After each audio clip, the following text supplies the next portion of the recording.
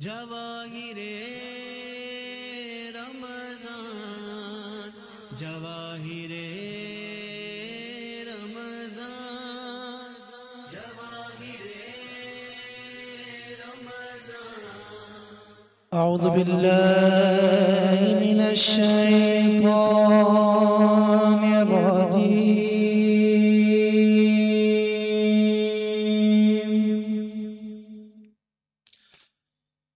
بسم الله الرحمن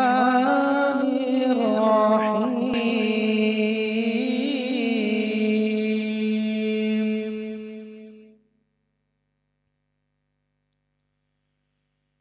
يا أيها الذين آمنوا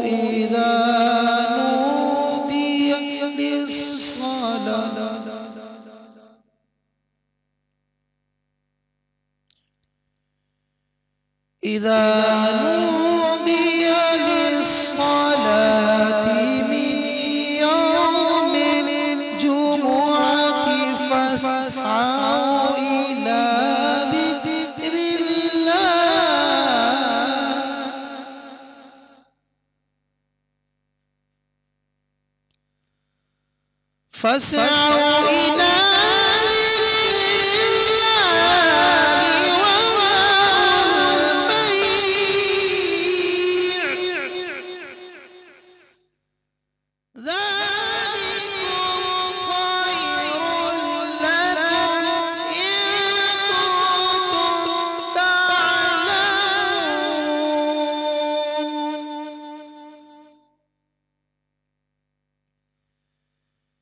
فإذا قضيت الصلاة فانتشروا في الأرض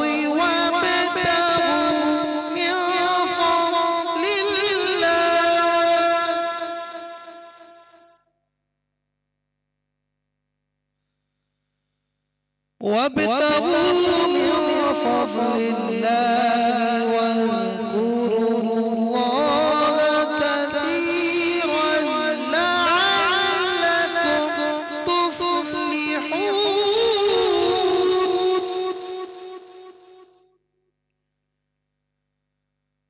واذكروا الله كثيرا لعلكم تفلحون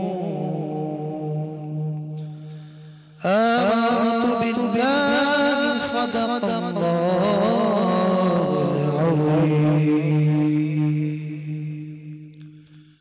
صلى الله عليك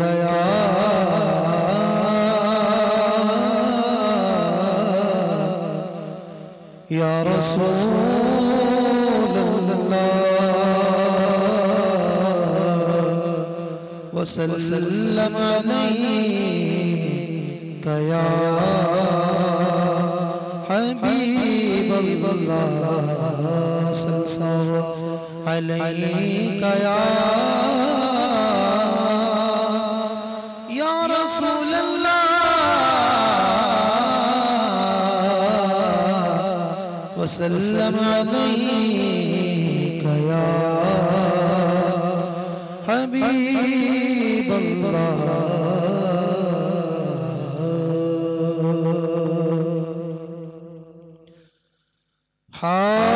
حال دل کس کو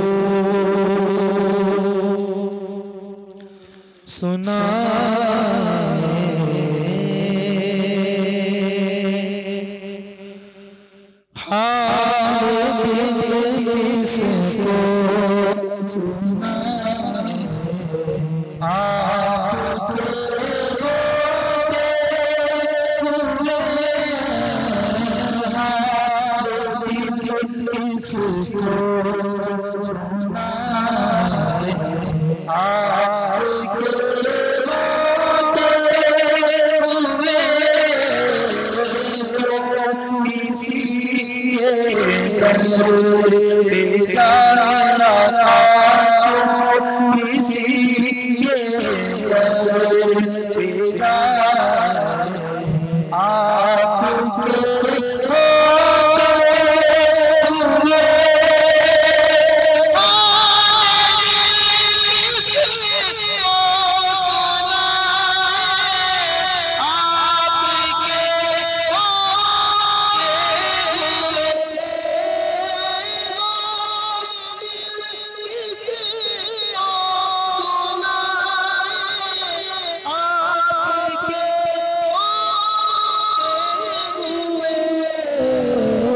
کسی کے جان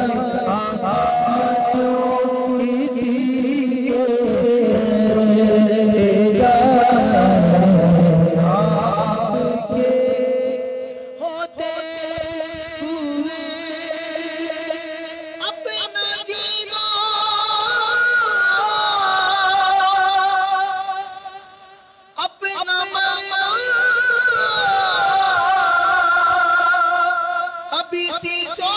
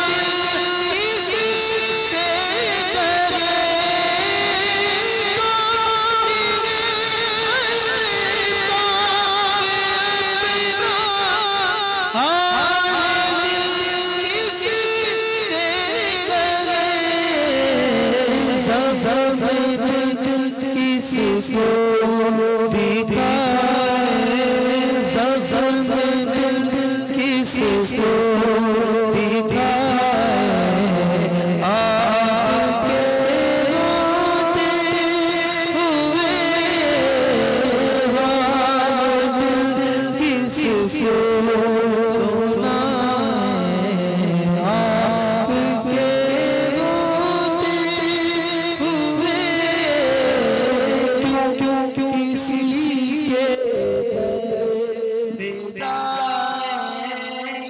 کیوں کسی کے آپ کے روتے ہوئے کیوں کسی کے در پہ جائے آپ کے ہوتے ہوئے.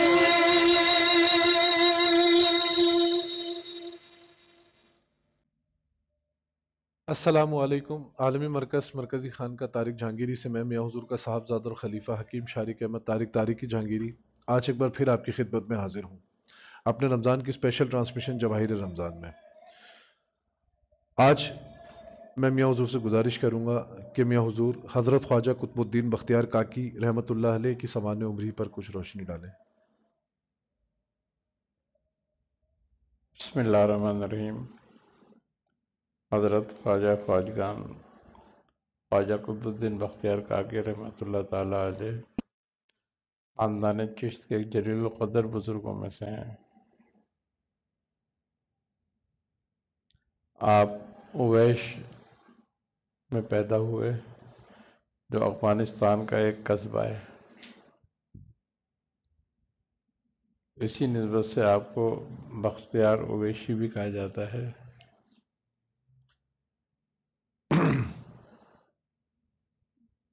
آپ کی ابتدائی تعلیم وہیں ہوئی، پھر آپ نے بڑی سیاحت کی اور علوم ظاہری مختلف مدرسوں میں حاصل کیا، اور پھر آپ کی ملاقات خواجہ محی الدین چشتی رحمۃ اللہ علیہ سے ہوئی اور آپ ان کے دست حق پرست پر بیعت ہوئے، اور آپ نے ساری زندگی بڑی سخت ریاضتوں میں گزاری، اور آپ بہت متوکل بزرگ تھے، اور آپ سوال کرنے کو برا سمجھتے تھے، لہذا آپ نے اپنی زندگی جو ہے بڑی افلاس میں گزاری، سختی میں گزاری.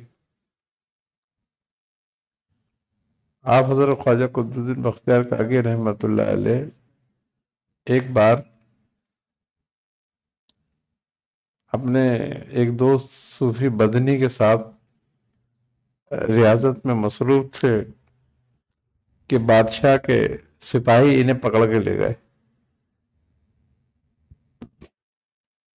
کہ تم دونوں کیا کر رہے ہو یہاں پہ، اور ان کو جیل میں بند کر دیا.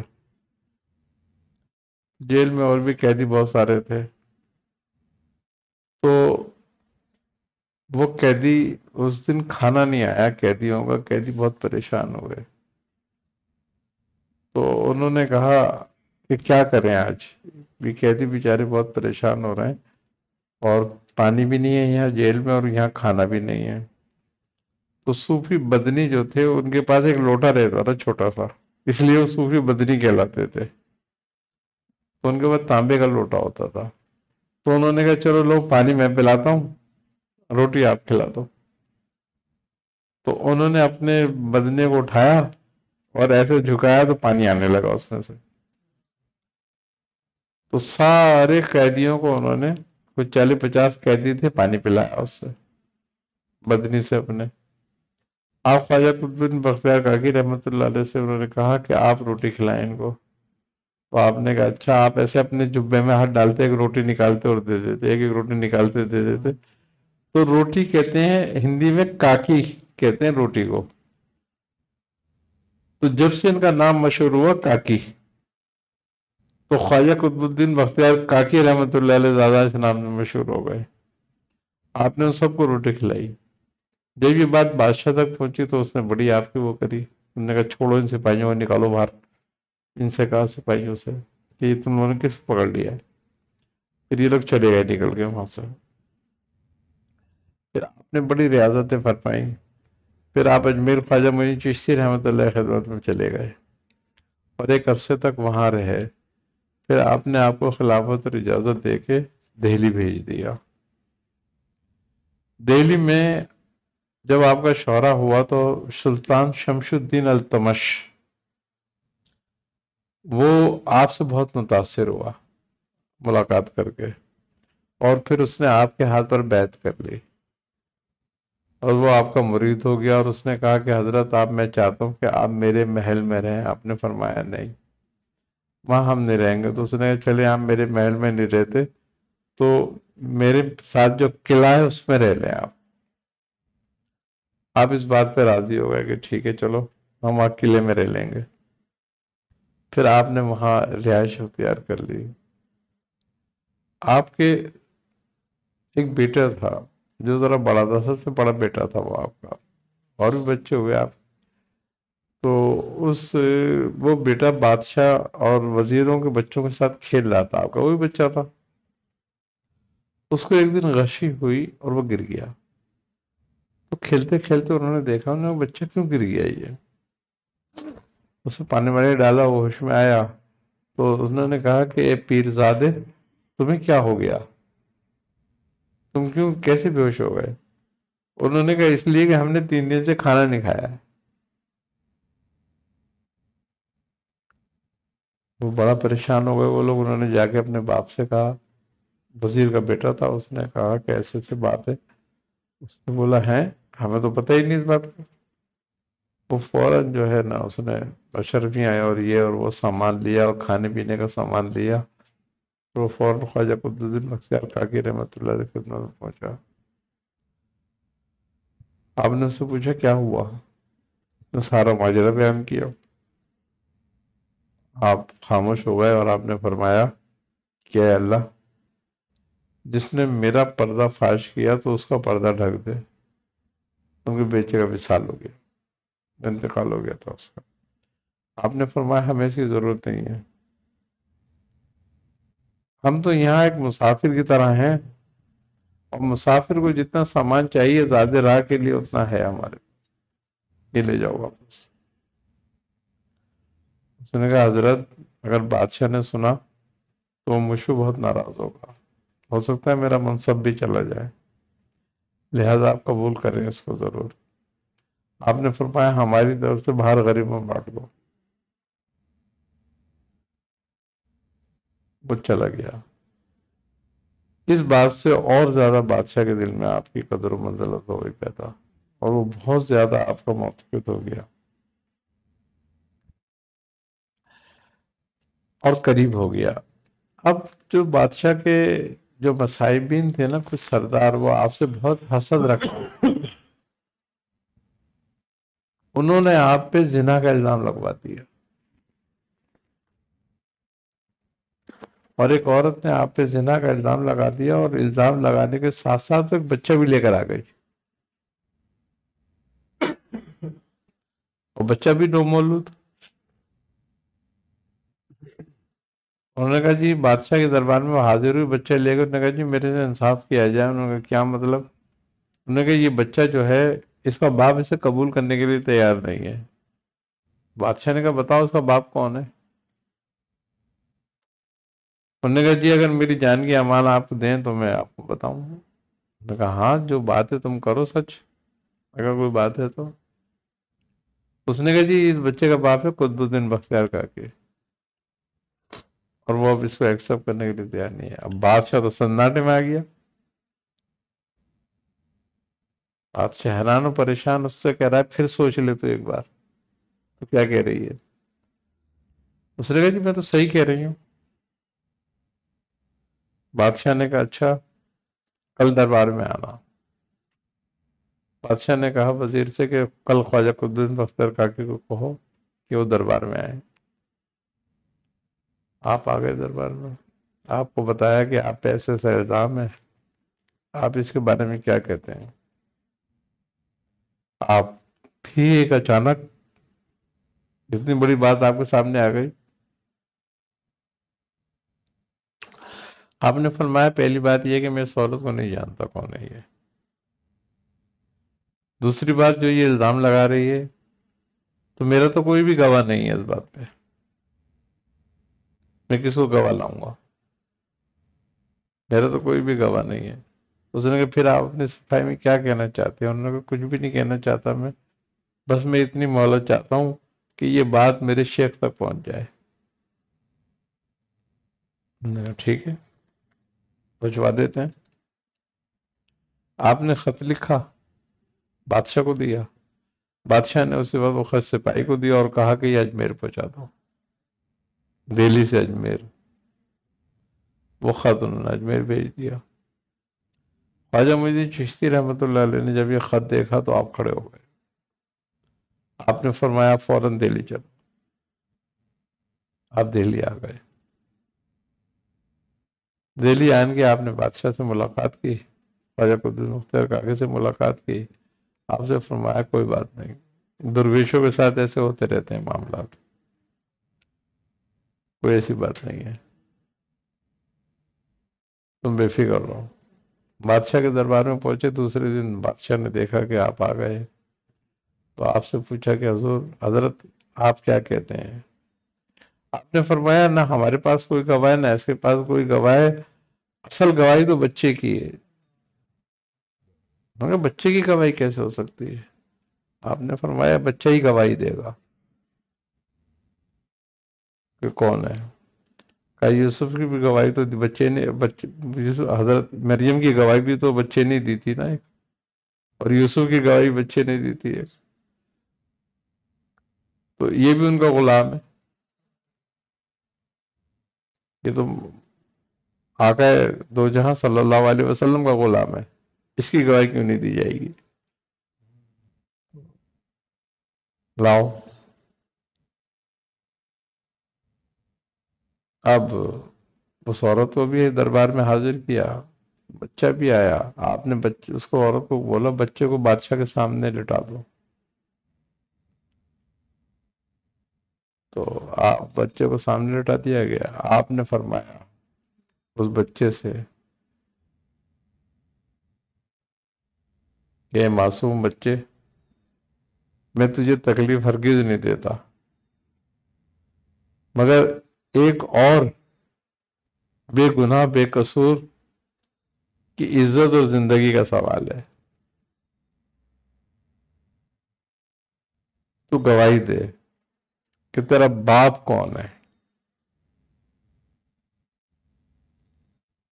آپ نے یہ الفاظ جب 3 دفعہ دہرائے تو بچے نے سلام کرا کہ السلام علیکم میں ہند الولی.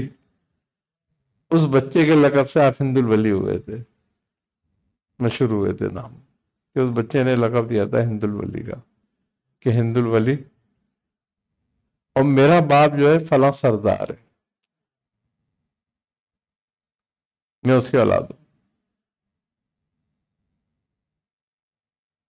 اور ان پہ تہمت ہے. اب جب عورت نے یہ بات سنی تو گر پڑی اور رونے پیٹنے لگی. انہوں نے بادشاہ سے کہا کہ عالیجہ یہ بچہ سچ بول رہا ہے، مجھے تو ان لوگوں نے بہکایا تھا اور کہا تھا کہ اتنے اشرفیاں تجھے ہم دیں گے، 500 یا 1000 اشرفیاں. تو قطب الدین بختیار کاتکی پہ یہ الزام لگا تاکہ یہ بادشاہ سے دور ہو جائے، بادشاہ نے یہاں سے نکال دے. اب تو سلطان بھڑک اٹھا. انہوں نے بولا ان سب کو پھانسی لگاؤ. حضرت خواجہ معین الدین چشتی رحمۃ اللہ علیہ کھڑے ہوئے. آپ نے فرمایا کہ سلطان ہمارا مقصد یہ قطعی نہیں ہے کہ ہم کسی کو سزا دلوائیں، بس اللہ نے ہماری گواہی دلوا دی اور ایک بے قصور بے گناہ جس پہ تہمت لگائی گئی تھی اس پہ سے تہمت صاف ہو گئی، بس اتنا کافی ہے ہمارے لیے. لہذا یہ ہے کہ آپ ان سب کو معاف کریں.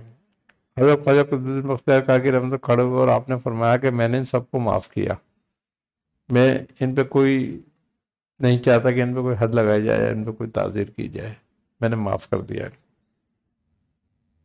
اب بادشاہ کی جو قدر و منزلت تھی اور بڑھ گئی آپ کی نظر میں.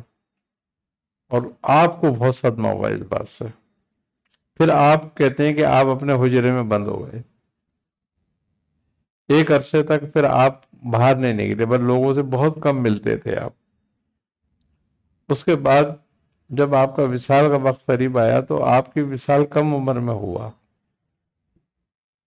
حضرت بابا فرید الدین مسعود گنج شکر رحمۃ اللہ علیہ کو بھی آپ نے خلافت اور اجازت دے کر اجودن بھیج دیا تھا. حضرت پیر خضر رومی قلندر رحمۃ اللہ علیہ کو بھی خلافت اور اجازت دے کر روم بھیج دیا تھا. تو مختلف بزرگوں کو آپ نے اپنے سارے معاملات نمٹا دیے تھے. اور بابا فرید الدین مسعود گنج شکر رحمۃ اللہ علیہ جو تھے وہ آپ کے جانشین بھی مقرر ہوئے تھے. تو آپ کا جب آخری وقت ہوا تو آپ نے فرمایا کہ میری نماز جنازہ وہ پڑھائے جس کی کبھی تکبیر اولیٰ قضا نہ ہوئی ہو.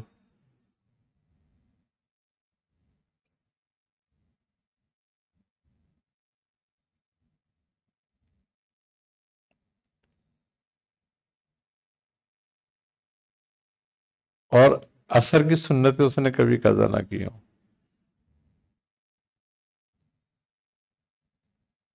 اب آپ کا وصال ہو گیا اور جنازہ رکھا ہوا، اب کوئی بھی نہیں آئے گا جس کی تکبیر اولیٰ کبھی قضا نہ ہوئی ہو. اور عصر کی سنتیں، آخر شمس الدین التمش کھڑا ہوا اور اس نے کہا کہ حضرت جاتے جاتے آپ میرا بھی پاس راز تاش کر گئے. اور انہوں نے نماز جنازہ پڑھائی آپ کی، سلطان شمس الدین التمش نے. آپ بڑے اپنے وقت کے جلیل و قدر بزرگوں میں شمار ہوتے ہیں. ایک بزرگ فرماتے ہیں کہ میں نے معاملات میں دیکھا، یعنی کہ مراقبے میں معاملے میں دیکھا کہ ایک نور ہے جو زمین سے آسمان تک جا رہا ہے، اور وہ سب سے بڑا ستون ہے نور کا. اور بھی جا رہے ہیں لیکن ایک سب سے بڑا بہت بڑا ستون ہے وہ جا رہا ہے ان نوروں میں. تو آپ نے پوچھا کہ یہ نور جو ہے آسمان تک جا رہا ہے یہ کیا ہے؟ تو کسی نے کہا کہ یہ قطب الدین بختیار کاکی کا نور ہے. تو آپ فرماتے ہیں کہ ولایت میں آپ کے نور کا مقام ایسا ہے کہ وہ سب نوروں پر حاوی ہے. یعنی کہ اپنے معاصرین کے جتنے بھی اولیاء اللہ تھے ان میں سب میں آپ غالب تھے. بہت جلیل و قدر ہستی تھے آپ. میں حضور آپ سے منسوب کوئی وظیفہ یا عمل جو خاص آپ کا فیض حاصل کرنے کے لیے پڑھا جائے. حضرت قطب الدین بختیار کاکی رحمۃ اللہ علیہ کے اوراد میں سے جو ہے بہت سارے اوراد ہیں، مگر ایک اسم یا کافی ہو.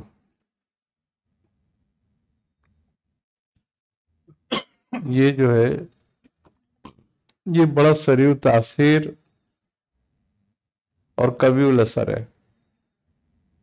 اگر کوئی شخص ہر نماز کے بعد اس اسم کا ورد کرتا ہے 111 مرتبہ تو اس کی تمام دینی دنیاوی حاجتوں کے لیے کافی ہے. اگر کوئی شخص کسی بہت بڑی پریشانی میں پھنس جائے، مشکل میں آ جائے یا کوئی ایسی بات ہو تو وہ اس کو 11,000 مرتبہ پڑھے. تو بزرگ فرماتے ہیں کہ کوئی ایسی حاجت نہیں کہ اگر کوئی شخص اس کو 11,111 مرتبہ پڑھتا ہے اور 11 دن تک پڑھتا ہے تو اس کی ہر طرح کی حاجت رفع ہو جاتی ہے اور وہ مشکل سے نکل جاتا ہے، چاہے وہ مشکل جادو ٹونے کی ہو، ویسے کوئی دنیاوی مقصد ہو، کوئی قید و بند کی صحبت ہو، یا اور کوئی اس طرح کی مشکل آئے. اس کے لیے بہت اچھا اس میں یہ بہت زبردست ہے. صاحب مزار سے فیض حاصل کرنے کا آسان طریقہ. صاحب مزار سے فیض حاصل کرنے کا سب سے آسان طریقہ یہ ہے کہ ایک تو یہ ہے کہ آدمی کا تھوڑا سا مراقبہ قوی ہو. دوسری بات یہ ہے کہ جب کسی بھی مزار پہ جائے تو پہلے سلام کرے صاحب مزار کو، اور سلام کرنے کے بعد اپنے اس کا دانا بازو ہو اور صاحب مزار کا بایاں بازو، اپنا بایاں بازو ان کا دایاں بازو ہو، ایسی نشست میں بیٹھ جائے اور 7 مرتبہ سورہ فاتحہ پڑھے اور 21 مرتبہ سورۃ اخلاص پڑھے اور 7 مرتبہ درود شریف پڑھ کے ان کو ہدیہ کرے، اور پھر اس کے بعد سلام قولا من رب رحیم، اس آیات کا 2 4 5 منٹ ورد کرے، لیکن اس سے پہلے ایک آیت ہے، اسم ہے اللہ تبارک و تعالیٰ کے سبوح قدوس ربنا رب الملائکۃ والروح، تو اس کی ضرب 21 ضربے لگائے، جب ربنا رب الملائکۃ والروح پر آئے تو الروح والروح الروح الروح، اس کی ضرب لگائے 21 ضربے اپنے قلب پر، اور پھر سلام قولا من رب رحیم کا ورد کرتے ہوئے اپنی آنکھوں کو بند کر کے مراقب ہو جائے،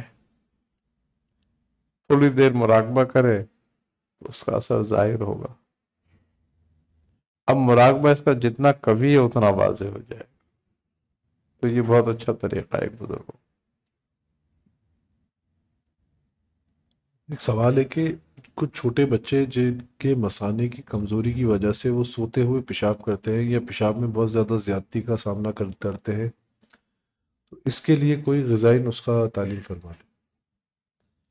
اس کے لیے کالے سفید تل، دونوں تل ملائیں، کالے اور سفید، اب ان دونوں کو مکس کر کے پاؤڈر کر لیں، اس کا تھوڑی سی مصری ملا لیں اس میں، اور تھوڑا تھوڑا سا بچوں کو ایک چنے کے برابر دیتے رہیں، اگر چھوٹے بچے ہیں تو انشاءاللہ تعالی اس سے بڑا فائدہ ہوتا ہے اس بات کا، اور اگر بڑوں میں یہ بیماری ہے تو 50 گرام سیاہ تل، سفید تل اور 50 گرام اجوائن اس میں شامل کر لیں، اور آدھی آدھی چمچی صبح شام لیں تو اس میں بڑی فائدہ ہو جاتا ہے۔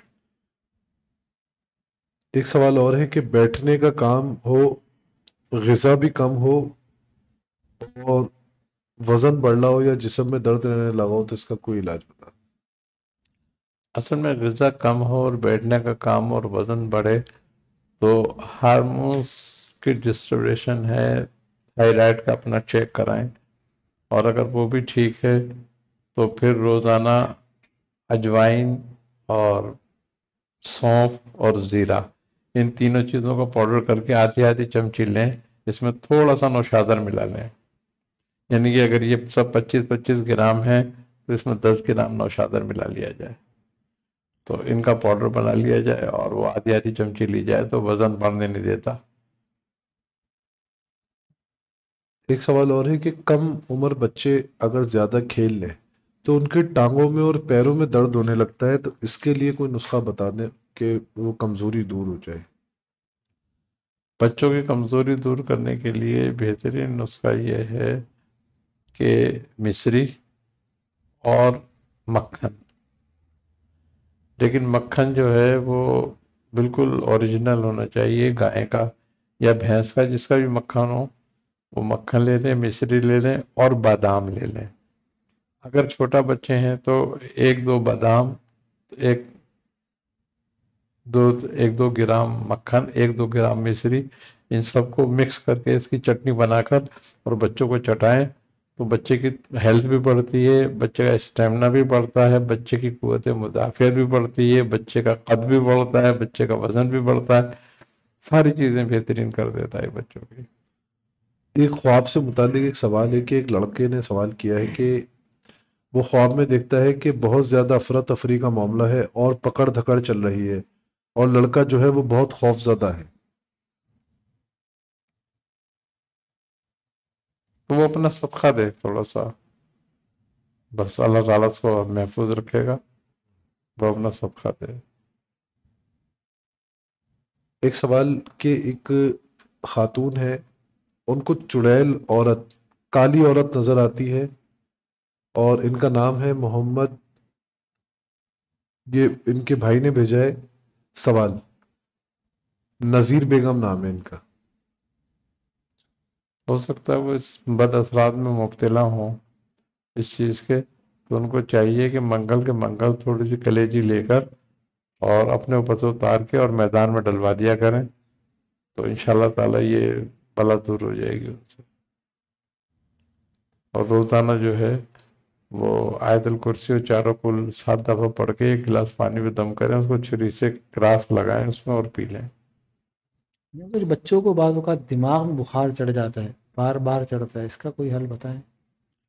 اگر چھوٹے بچے ہیں تو تلسی کا پتا، جس کو مروا کہتے ہیں، یہ لے لیا جائے، 1 چٹکی خاک سے لے لی جائے اور 1 منقع لے لیا جائے، ان کا کاوا بنایا جائے اور ان کا کاوا بنا کے بچے کو پلایا جائے تو بخار ہر طرح کا اتر جاتا ہے بچے سے۔ خاک سے، تلسی کا پتا اور منقع، یہ جو خوراک میں بتا رہا ہوں یہ 1 سال سے کم عمر بچوں کے لیے ہے۔ 1 سال سے جب بڑے ہوں تو اس کی مقدار کو بڑھا دیں۔ بڑا آدمی بھی اس کو لے سکتا ہے، بڑے آدمی کے لیے یہ 8 سے 10 پتے ہوں، 5-7 منقے کے دانے ہوں اور 1-1.5 گرام خاک سیر ہو، اس کا کیوا بنا کے استعمال کرا جائے تو بخار اتر جاتا ہے۔ ایک سوال ہے کہ میرے بھائی اس کو اردو پڑھنی آ جائے اور 7 قرآن پاک بھی، اس کی عمر 30 سال کی ہے، لفظ بھول جاتا ہے، نظر بد بندش لگی تھی بچپن کو، تب سے پڑھ نہیں پا رہا، اس کو غصہ بہت اور پیٹ درد رہتا ہے۔ اس کے لیے سورہ یوسف پڑھ کے پانی پہ دم کر کے روزانہ پلائے تو قرآن حفظ بھی ہو جائے گا، یاد بھی ہوگا، پڑھنے میں بھی دل لگے گا اور پڑھائی بھی آسان ہو جائے گی اس کے لیے۔ ایک سوال ہے کہ مرگی کا علاج بتا دیں اور کوئی روحانی وظیفہ بھی بتا دیں، میرے بیٹے کی عمر 22 سال ہے۔ مرگی کا علاج تو میرے خیال 2-3 پروگرام پہلے بھی بتایا تھا کہ آکر کرا، عود سلیب اور کالی مرچ، ان تینوں کا پاؤڈر لے لیں۔ مثال کے طور پر 25-25 گرام عود سلیب ہو، 25 گرام آکر کرا ہو، 10 گرام کالی مرچ ہو اور اس میں ہینگ 5 گرام ہینگ ہو، ان سب کا پاؤڈر کریں اور اس میں سرکہ ملائیں اور شہد ملا کے کی مدد سے گولیاں بنائیں اس کی، اور چنے کے برابر گولی بنا کے صبح شام گولی کھلائیں، یا پھر اس کی معجون بنا لیں 3 گنا شہد ملا کر اور آدھی چمچی یعنی کہ 1 سے 1.5 گرام تک روزانہ صبح شام کھلائیں تو مرگی کے لیے بہت لاجواب نسخہ ہے۔ لیکن اس میں ہینگ جب ڈالیں تو اس کو تھوڑا سا بریاں کر لیں۔ حضور ایک سوال ہے کہ میرے بھائی کام پر نہیں جا رہے، ان کو ڈانٹ کر بھی دیکھ لیا، سختی کر کے بھی دیکھ لیا، لیکن باہر نہیں نکلتے، تو اس کے لیے کوئی وظیفہ یا کوئی عمل بتا دیں۔ اگر وہ باہر نہیں جاتے ہیں، کوئی خوف ہے ان کو، کوئی مسئلہ ہے ان کے ساتھ، تو اس کا پہلے تو اس کو دیکھیں ضرور کہ ان کے ساتھ مسئلہ کیا ہے، کوئی نفسیاتی مسئلہ ہے یا کوئی ایسا کوئی مسئلہ ہے تو اس کا بھی علاج کریں ساتھ میں، اور روزانہ سورہ شمس 7 دفعہ پڑھ کے پانی پہ دم کر کے ان کو پلایا جائے، آگے پیچھے درود شریف 7 بار پڑھا جائے تو یہ بہت اچھا عمل ہے ان کے لیے۔ حضور نعمتوں کو زوال سے بچانے کے لیے کیا کرنا چاہیے؟ شکر ادا کرنا چاہیے۔ نعمتوں کا، اصل میں نعمتوں کو بچانے کے لیے سب سے زبردست جو چیز ہے وہ اللہ کا شکر ہے، کہ شکر میں بندہ رہے ضرور۔ شکر سے مراد اب 2 باتیں ہیں، ایک تو یہ ہوتی ہے کہ ہم زبانی شکر ادا کرتے ہیں، اور ایک یہ ہوتا ہے کہ نعمت کو اس کی صحیح جگہ پر خرچ کیا جائے۔ تو جب نعمت صحیح جگہ پہ خرچ ہوتی ہے تو یہ شکر ہے اس کا، اور جب یہ شکر ادا ہوتا ہے تو اللہ اس کی نعمت کو اور بڑھاتا ہے۔ اکثر بعض اوقات کچھ لوگ ایسے ہوتے ہیں جو سوتے ہیں اور خراٹے بہت زیادہ ان کو آتے ہیں اور بہت تیز آواز میں آتے ہیں، جس سے دوسرے لوگ بھی جو ہے وہ پریشان ہوتے ہیں، تو ان کا کوئی حل بتائیں۔ خراٹوں کے لیے جو ہے نا، سرسوں کا تیل جو ہے ناک میں ڈالا جائے روزانہ۔ گرم اصل کر میں کے ویسے ہی، نیم گرم کر کے ویسے ہی؟ نہیں، ایسے ہی ڈالتے ہیں، لیکن خشکی ہوتی ہے، چونکہ یہ خشکی دور ہو جائے گی تو خراٹے ختم ہو جائیں گے۔ جی یہ ایک سوال ہے کہ کئی سالوں سے پاؤں کا تلوا پھٹا ہے، ٹھیک ہی نہیں ہوتا، بہت علاج کرا لیا، اس کا کوئی حل بتا۔ اچھا، خراٹوں کے لیے اگر پھٹکری بھی سران رکھ کے سویا جائے نا تو خراٹے کم ہو جاتے ہیں آدمی کے، وہ بھی ایک ٹوٹکا ہے۔ کیا ہے دوسرا؟ یہ کئی سالوں سے پاؤں کا تلوا پھٹا ہے، بہت زیادہ علاج کرا لیا لیکن ٹھیک نہیں ہوتا۔ اس کے لیے یہ کریں کہ موم، کافور اور سندور، یہ تینوں چیزوں کو تھوڑا تھوڑا لے لیں۔ کافور اور سندور ہم وزن ہو، تیل اس سے ذرا سا زیادہ لے لیں، تھوڑی موم لے لیں، ان سب کو پگھلا کے ایک جگہ کر لیں، مرم سی بنا لیں اس کی، اور اس سے اس کو ایڑی میں بھریں، کچھ عرصے میں سیٹ ہو جائے گا، زخم بھی اور ہوگا۔ روحانی کیفیات جو حاصل ہوتی ہیں اس پہ دوام کے لیے بندے کو کیا کرنا چاہیے؟ بسا اوقات بزرگوں کی صحبت میں بیٹھتے ہیں، کوئی بات سنتے ہیں تو عمل کا جذبہ پیدا ہوتا ہے، مگر پھر جیسے ہی صحبت کی دوری ہوتی ہے تو وہ جذبات جو ہیں وہ فیلنگز کم ہو جاتی ہیں، تو اس میں استقامت کے لیے کیا کرنا چاہیے؟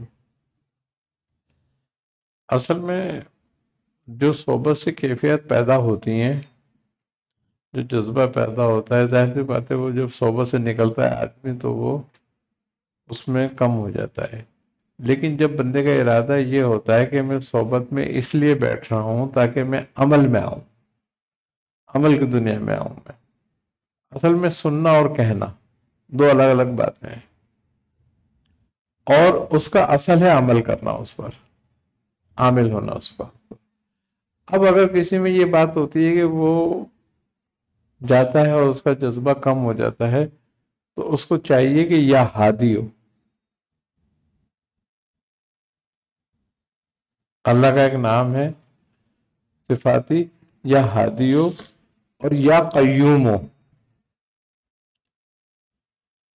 اس پر جو ہے نا ان دونوں اسما کو ایک تسبیح پڑھ کے پانی پہ دم کر کے پیا کرے تو اللہ اس کو استقامت بھی دے گا اور ہدایت بھی۔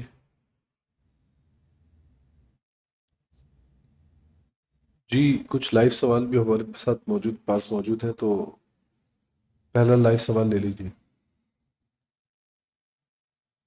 السلام علیکم ورحمۃ اللہ جی، میرا نام مولودین ہے، میری بیٹی کا نام عالیہ رضوانہ بنت رضوانہ خان ہے اور 12 سال کی عمر ہے، اور اس کے پیروں گھٹنوں میں کیلشیم کی، اس کے جسم میں کیلشیم کی بہت کمی ہوئی ہے، جس وجہ سے پیروں میں بہت زیادہ تکلیف ہے، گھٹنوں میں اس کو چلنے میں درد ہو رہا ہے، لنگڑا لنگڑا کے چل رہی ہے۔ کچھ رہنمائی فرمائیں، میں حضور کی بارگاہ میں عرض کریں کہ جسمانی روحانی مرض جو بھی ہو اس کا مطلب رہنمائی فرمائیں۔ ایک تو یہ کہ اس بچی کے اوپر سورہ فیل پڑھ کے دم کرا جائے روزانہ 21 بار، تو اگر روحانی کیفیات کی وجہ سے یہ تکلیف ہوگی تو دور ہو جائے گی جوڑوں کے درد کی۔ دوسری بات یہ کہ اس جوڑوں کے درد کے لیے ایک گوند آتی ہے، گوند کتیرا،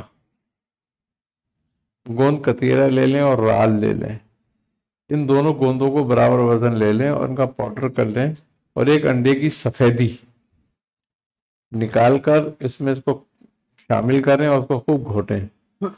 جب یہ گولی باندھنے کے قابل ہو جائے تو اب بچی کی عمر کے مطابق اور بڑے آدمی کی عمر کے مطابق اس کی گولیاں بنا لیں، یعنی کہ بڑی سے بڑی گولی چنے کی دال کے برابر ہے، چنے کے برابر جو کابلی چنا ہوتا ہے، اور چھوٹی گولی ماش کے دانے کے برابر ہے، تو بچی کے لیے ماش کے دانے کے برابر گولیاں بنا لیں، ایک ایک گولی صبح شام اس کو دیں تو ہر طرح کے جوڑوں کی تکلیف ختم ہو جاتی ہے۔ اور اگر چنے کے برابر گولی بنا لی جائے تو بڑا آدمی جس کے موہروں میں مسئلہ ہو، کمر میں مسئلہ ہو، جوڑوں میں مسئلہ ہو، سروائیکل کا مسئلہ ہو، اگر وہ کھائے گا تو کچھ عرصے میں بالکل تندرست ہو جائے گا۔ یہ جی لعاب کی جوڑوں میں کمی کو پورا کرتی ہے۔ دوسرا السلام علیکم، یا حضور قدموں سے قبول فرمائے۔ میرا نام سمیر ہے، میری ماں کا نام سائمہ ہے، میں سری نگر جموں اینڈ کشمیر سے عرض کر رہا ہوں کہ مجھے ڈر، خوف، وسوسے اور وہم اور شکوک شبہات ایسے نا بالکل مطلب وہم کی بیماریاں تھیں، مطلب وہم ہوتا ہے بہت سارا۔ میں نے ڈاکٹروں کو دکھایا، انہوں نے کہا کہ تم ٹھیک ہو، تو اب اس کا کوئی، اور اب یہ دیکھیے پہلے کی معاملات کیا ہے میرے ساتھ، اور یہ کہ اس کا روحانی علاج مکمل، تاکہ مجھے ایسے مکمل نجات ملے۔ اس کے لیے یہ ہے کہ منزل روزانہ 3 مرتبہ پڑھی جائے، پانی پہ دم کر کے پیا جائے، اور مسجد میں سورہ اعراف کی آیتیں ہیں، اور سورہ اعراف کی آیتیں جو ہیں ان ربکم اللہ الذی خلق السماوات یہاں سے شروع ہوتی ہیں. یہ ان آیتوں کو، یہ 3 آیتیں اس میں موجود ہیں، ان کو لکھ کر پانی سے دھو کر پئیں تو انشاءاللہ وہم کی بیماری بالکل دفع ہو جاتی ہے. جی تیسرا سوال. نادر علی سے مولا علی کی زیارت کا عمل بتائیں جس سے مولا علی کی زیارت جاگتے ہو جائے.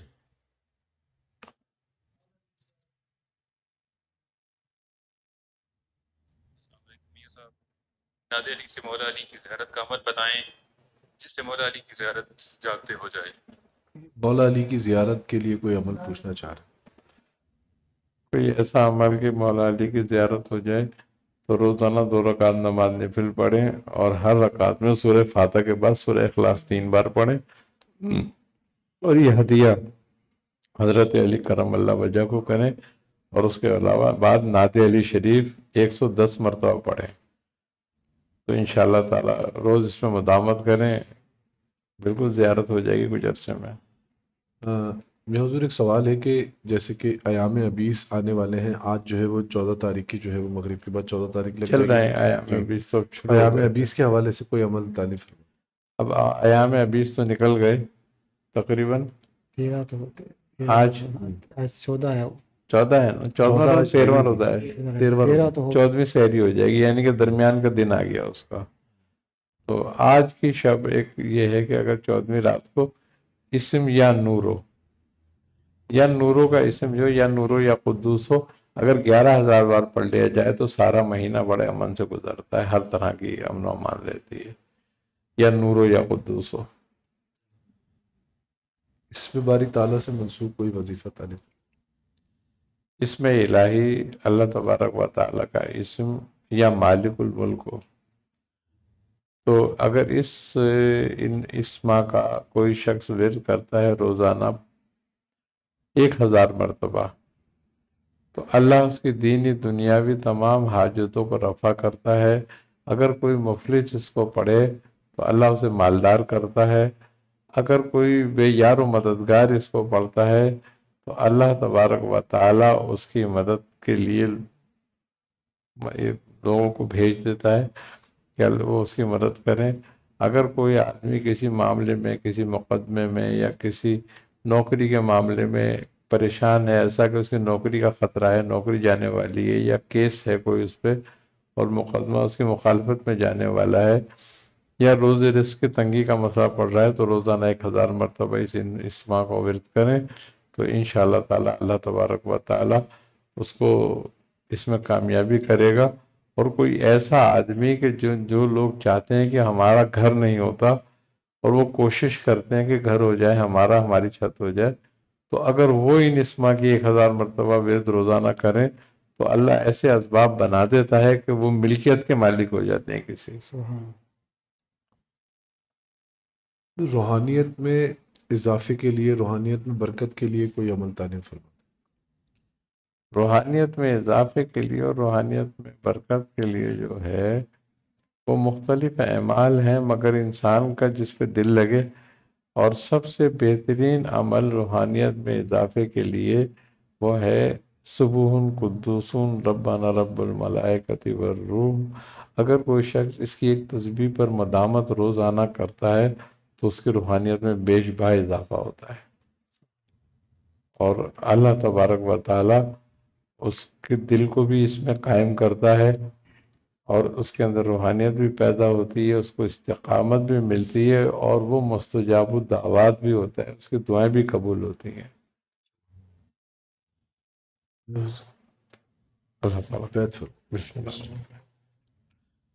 اعوذ باللہ من الشیطان الرجیم، بسم اللہ الرحمن الرحیم. میں نے توبہ کی اپنے تمام گناہوں سے، جنہیں میں جانتا ہوں، جنہیں میں نہیں جانتا، اور میں عہد کرتا ہوں اپنی باقی زندگی اللہ کے رسول صلی اللہ علیہ وسلم کے فرمان کے مطابق گزاروں گا. پڑھیں لا الہ الا اللہ محمد رسول اللہ میں نے آپ کو خاندان عالیہ قادریہ، سلسلہ عالیہ سہروردیہ، چشتیہ، قلندریہ، نقشبندیہ، ابوالعلائیہ، جہانگیریہ میں داخلہ سلسلہ مرید کیا، آپ نے قبول کیا، قبول کیا، قبول کیا، الحمدللہ الحمدللہ۔ اللہم صلی علی محمد النبی الأمی معدن الجود والکرم وعلی آلہ وبارک وسلم۔ یا الہ العالمین، یا رحم الرحیمین، یا رحم الرحیمین، یا رحم الرحیمین، اپنے حبیب صلی اللہ علیہ وسلم کے صدقہ طفیل ذریعہ وسیلے سے ہماری دعاؤں کو اپنی بارگاہ میں قبول فرما۔ ہمیں ہر طرح کی محتاجیوں سے، گمراہیوں سے، ذلتوں سے، رسوائیوں سے، ہر طرح کے ظاہری باطنی امراض سے، ہر طرح کی آفات ناگانیاں، اموات ناگانیاں، امراض ناگانیاں سے محفوظ فرما۔ ہر طرح کی رحمتیں، نعمتیں، برکتیں، راحتیں، آسانیاں عطا فرما۔ ہم میں جو لوگ جن جن معاملوں میں پریشان ہیں ان کی پریشانیوں کو دور فرما۔ یا الہ العالمین، ہم میں جو بیمار ہیں انہیں شفاء کاملہ عاجلہ عطا فرما۔ یا الہ العالمین، جو بے روزگار ہے، تنگ دست ہیں، ان کو کشادگی رزق عطا فرما۔ یا الہ العالمین، اپنے حبیب صلی اللہ علیہ وسلم کے صدقہ طفیل میں جو بچیاں اپنے نصیبوں کے لیے بیٹھی ہیں ان کے نصیبوں کو کشادہ فرما۔ یا الہ العالمین، ہمارے کبیرہ صغیرہ گناہوں کو معاف فرما۔ ہماری تھوڑی موٹی، چھوٹی موٹی، تھوڑی بہت عبادتوں کو اپنی بارگاہ میں قبول فرما۔ یا الہ العالمین، اپنے حبیب صلی اللہ علیہ وسلم کے صدقہ طفیل میں ہمیں ایمان پہ استقامت عطا فرما، ایمان پہ ہمارا خاتمہ بالخیر فرما۔ یا الہ العالمین، ہمیں دنیا اور آخرت میں اہل بیت کے غلاموں میں قبول فرما۔ ربنا تقبل منا انک انت السمیع العلیم وتب علینا انک انت التواب الرحیم۔ صلی اللہ تعالی علی خیر خلق محمد وعلی آلہ واصحابہ اجمعین برحمتک یا ارحم الراحمین بحق لا الہ الا اللہ، لا الہ الا اللہ، لا الہ الا اللہ محمد رسول اللہ۔ جواہر رمضان، جواہر